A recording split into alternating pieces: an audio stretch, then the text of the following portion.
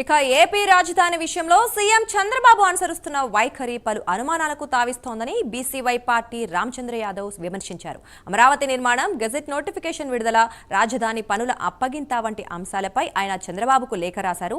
గతంలో 5 ఏళ్లు సీఎంగా ఉండి అమరావతిని రాజధానిగా గుర్తిస్తూ ఎందుకు గెజెట్ నోటిఫికేషన్ ఇప్పించలేకపోయారని ప్రశ్నించారు. ఇది జగన్ వంటి విధ్వంస పాలకుడికి అవకాశంగా మారిందని అన్నారు.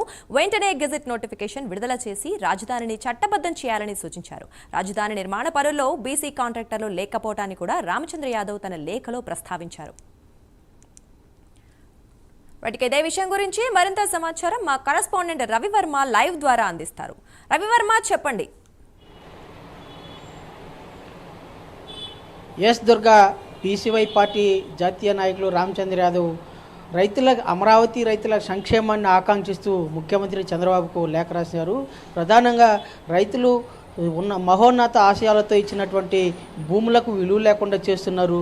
గత ప్రభుత్వం అంటే గత 2019 నుంచి 2024 వరకు ఉన్నటువంటి వైసీపీ ప్రభుత్వం గెజిట్ నోటిఫికేషన్ ఇదివరలో చంద్రబాబు నాయుడు 2014 నుంచి 19 వరకు ముఖ్యమంత్రిగా ఉన్నప్పుడు అమరావతి నిర్మాణానికి శ్రీకారం చుట్టినప్పుడు కేంద్ర ప్రభుత్వం నుంచి గెజిట్ నోటిఫికేషన్ విడుదల చేయకుండా రాజధానికి ఒక చట్టబద్ధత కల్పించకపోవడం మూలంగానే తదనంతరం 2019 నుంచి 2024 వరకు వచ్చినటువంటి వైసీపీ ప్రభుత్వం రాజధానిని 3 ముక్కలాటగా చేసింది. ప్రధానంగా రైతుల యొక్క శ్రేయస్సును పరిగణలోకి తీసుకోకుండా వారి ఆశయాలను సైతం తొంగలో తొక్కేలా వ్యవహరించింది. రైతుల యొక్క రాష్ట్ర అభివృద్ధిని అలాగే అమరావతిని రెండింటినీ విధ్వంసానికి పాల్పడినటువంటి ఘటన చోటు చేసుకుంది. ఇలాంటి ఘటనలకు మూలంగా ఇలాంటి ఘటనలు పరిగణలోకి తీసుకుంటే దాంట్లో చంద్రబాబు నాయుడు కూడా భాగస్వామి అవుతారని చెప్పేసి భావించవచ్చు. ప్రధానంగా రాజధాని నిర్మాణ క్రమంలో రాజధాని ఏర్పాటు చేసినప్పుడు కేంద్రం నుంచి గెజిట్ నోటిఫికేషన్ తీసుకురావాల్సిన బాధ్యత ముఖ్యమంత్రి మీద ఉంది. రాజధాని కేంద్ర ప్రభుత్వంతో భాగస్వామిగా ఉన్నటువంటి ముఖ్యమంత్రి చంద్రబాబు కేంద్ర ప్రభుత్వంపై ఒత్తిడి తీసుకొచ్చి గెజిట్ నోటిఫికేషన్ విడుదల చేసినట్లయితే రాజధానికి ఒక చట్టబద్ధత అనేది వస్తుంది. తదనంతరం ఎవరు అధికారంలోకి వచ్చినా దాన్ని ఎలాంటి కదిలించే అవకాశం ఉండదు. 3 రాజధానుల విధానాలు అలాంటివి ఏమి ఉండవు అనేసి భావించారు. అయితే అలాంటి వాటికి ముఖ్యమంత్రి చంద్రబాబు ఇప్పటికి కూడా ప్రయత్నం చేయకపోవడం ఏంటి అనేది ప్రశ్నార్థకంగా మిగులుతుంది, పలు అనుమానాలకు దారితీస్తుంది.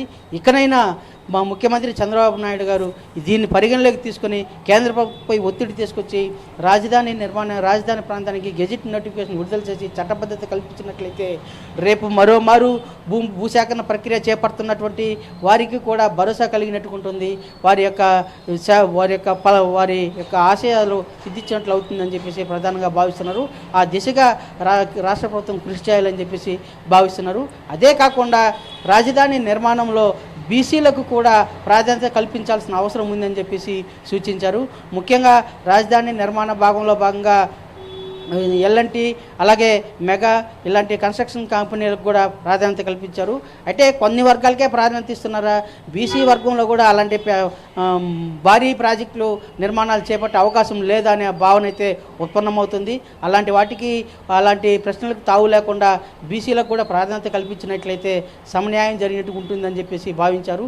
ఆ దిశగా రాష్ట్ర ముఖ్యమంత్రికి లేఖ రాసి దీనిని ఫిర్యాదుగా పరిగణించుకోకుండా సూచనగా పరిగణించి సహృదయంతో భావించి వీటిని పరిగణలోకి తీసుకొని పరిష్కరించాలని చెప్పేసి బీసీవై పార్టీ నాయకులు రామచంద్ర యాదవ్ ముఖ్యమంత్రికి లేఖ రాసినట్టుగా తెలిసింది. దీనిని ఏ మేరకు ముఖ్యమంత్రి పరిగణలోకి తీసుకుని చూస్తారనేది వేచి చూద్దాం. అదే కాకుండా ముఖ్యంగా కేంద్ర ప్రభుత్వంపై ఒత్తిడి తీసుకొచ్చి రాజధాని నిర్మాణ క్రమం చేపడుతున్న క్రమంలోనే రాజధానికి చట్టబద్ధత కల్పించాల్సిన అవసరం ఉందని చెప్పేసి పదే రామచంద్ర యాదవ్ అయితే స్పష్టం చేశారు. Durga, thank you Ravi Varma.